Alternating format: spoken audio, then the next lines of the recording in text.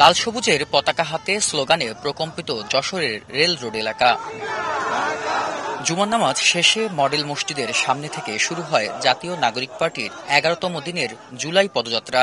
বিভিন্ন সড়ক প্রদক্ষিণ করে শহরের 0 পয়েন্ট মোড়ে সমাবেশ স্থলে এসে শেষ হয় পদযাত্রা। পরে সংক্ষিপ্ত সমাবেশে জাতীয় নাগরিক পার্টির নেতারা বলেন, জুলাই সনদ করতে না পারলে জুলাই যোদ্ধাদের রক্ষা নেই, তাই দ্রুত জুলাই সনদ ঘোষণা করতে হবে এবং সংবিধানে স্থান দিতে হবে। ভারতকে উদ্দেশ্য করে তারা বলেন, দেশের গণহত্যাকারী মানবতা বিরোধী অপরাধী শেখ হাসিনাকে বিচার ব্যবস্থার কাছে ফিরিয়ে দিতে হবে। ভারতের কাছে বাংলাদেশকে বন্ধক দিয়ে হাসিনা বলেছিল, ভারতকে যা দিয়েছি ভারত তা আজীবন মনে রাখবে।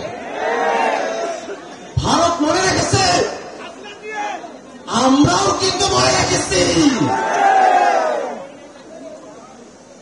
বাংলাদেশের মানুষের উপর সরাসরি গণহত্যাচারীকে শেখ হাসিনা ভারতে আশ্রয় দিয়েছে। আমরা ভারত সরকারের কাছে বিনীতভাবে আহ্বান জানাবো, বাংলাদেশের গণহত্যাকারী মানবতা বিরোধী অপরাধী হাজারো খুনের খুনি শেখ হাসিনাকে বাংলাদেশের বিচার বিভাগের কাছে সোপর্দ করতে হবে। আপনারা সকলে সহযোগিতা ছিলেন এবং সামনের দিনে আমাদের অনেকগুলো কাজ বাকি আছে। আমাদের কোনোভাবেই ভুলে যাওয়ার কোনো উপায় নাই যে আমাদের উপরে যে দায়িত্ব আছে, আমাদের যে শহীদ পরিবাররা আছেন, যারা আহত আছেন, তারা আমাদের কাছে এই দেশটাকে আমানত রেখেছেন। যারা বিচার ও সংস্কার ছাড়া নির্বাচনের পরিকল্পনা করছে, তারাই নির্বাচন পেছনের ষড়যন্ত্রে লিপ্ত বলে মন্তব্য করেছেন জাতীয় নাগরিক পার্টির আহ্বায়ক নাহিদ ইসলাম।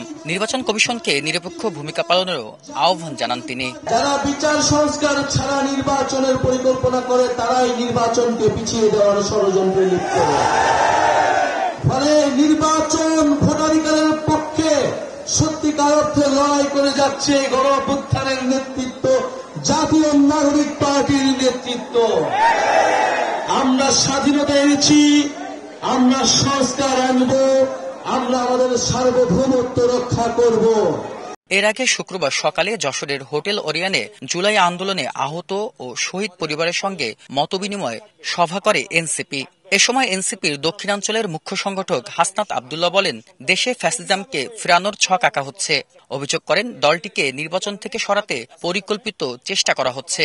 বিচার এবং সংস্কার ঠেকানোর মধ্য দিয়ে, জুলাই ঘোষণাপত্র ঠেকানোর মধ্য দিয়ে তারা নির্বাচন পিছিয়ে দেওয়ার চেষ্টা করতেছে। আমাদেরকে পরিকল্পিতভাবে নির্বাচন থেকে আলাদা করা হইতেছে, পরিকল্পিতভাবে ট্যাগ দেওয়া হইতেছে না আমরা নির্বাচন বিরোধী। আমরা কিন্তু নির্বাচন বিরোধী না, আমাদের সবগুলাই লাগবে। কেউ বলতেছে আমার এটা চাই, ওইটা চাই না, ওইটা চাই, সেটা চাই না, আমার সবগুলা চাই। দ্রুত জুলাই সনদ ঘোষণা এবং নির্বাচনের আগে শেখ হাসিনা ও আওয়ামী লীগের বিচার আর সংস্কার নিশ্চিত করারও দাবি এনসিপির। জুলাই আন্দোলনের মধ্য দিয়ে যে স্বপ্ন দেখা হয়েছিল একটি জনগণের রাষ্ট্র করার, সেই স্বপ্নকেই সামনে রেখে জুলাই পদযাত্রা এগিয়ে চলেছে জেলা থেকে জেলায়। নেতাকর্মীদের আশা, এই পথ চলাই একদিন পৌঁছে দেবে কাঙ্ক্ষিত পরিবর্তনের বাংলাদেশে। বিল্লাল হোসেন সজল, সময় সংবাদ, যশোর।